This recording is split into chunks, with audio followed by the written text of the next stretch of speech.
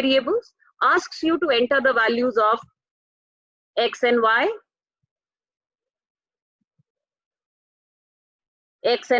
suppose these are the values that we are entering. Okay, it will give you the sum and everything is going to be okay. Fine. Now let us comment this statement and try to print the value of z here. Let me try to print the value of z here, or let me rather calculate the value of z here also. Let me calculate the value of z. Let me calculate the value of z here and let me try to print the value of z here. Okay.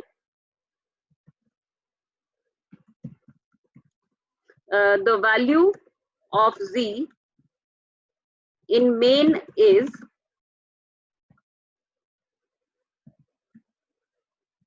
okay, let us try to do this. Okay, now what we are doing, we are simply trying to print the value of z in main, okay, and trying to see what are the results that this program is going to give. So once we run this program, it is saying you are trying to okay, let me declare these variables here and then show you the results. It is saying enter the two values. So what has this program done? It has declared integer variables xyz in main. It has declared a function add. It is calling this function add, and once it is calling the function add, the control will immediately go to this function. Three variables x, y, z are again declared. It is saying enter the two values. I enter the value as 3 and 4. It will add and give me the result as 7. Fine. Now, what is the interesting point here? The interesting point here is what will happen when the control comes back to main. So let me once again do it. Let me enter the values. Say I enter 3 and 4.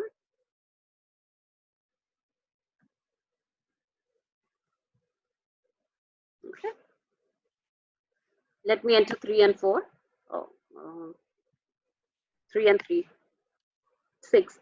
The value of z in main is something else. I entered 3 and 3 and it gave me the result as 6. The sum is 6. But when I try to enter this value here, when I try to print this value in main, the result of z is some random number. Why? As I told you that these variables x, y and z are going to be declared here. But mind you, I have not entered any value for x, y and z in this block of main. So x and y are going to hold some garbage value in memory.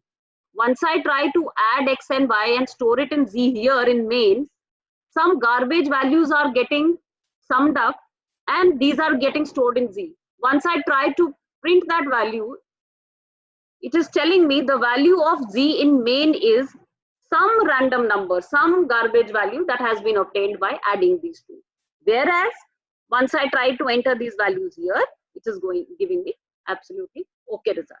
So with this brings us to an important point, that variables hold values in the block in which they have been declared. If I declare a variable in main, it will hold its value only till the main function is in execution. If I declare a variable in another function, they will hold the value only till this function is alive. Now, let us try doing something else. Let us try to erase these lines. Fine. We have no variable in main now. Okay, we have no variable in main now. So we simply have x, y and z variables in the function add. Fine. And then what we are doing is we are trying to print this value of z here. Fine. Let us print the value. Just saying enter the value. I enter 3 and then I enter 4. Okay. The value in main is 0. Why? I entered 3 and I entered 4. I did the calculation, but mind you, I did not print it here. I did not print it here. Instead, what did I do? Once this function is over, the value of z has been calculated and stored somewhere. The control jumped back to the main and tried to print the value of z here. Once we try to print the value of z here in main, mind you, it carries no values. It might carry some random value, 0 or something else. So whatever was there in memory here got printed here. It did not give us the value which was actually calculated in add. So this brings us to again the same point, that the scope of a variable is local to the function in which it is declared. If a variable is declared in main, it will have a value only in main.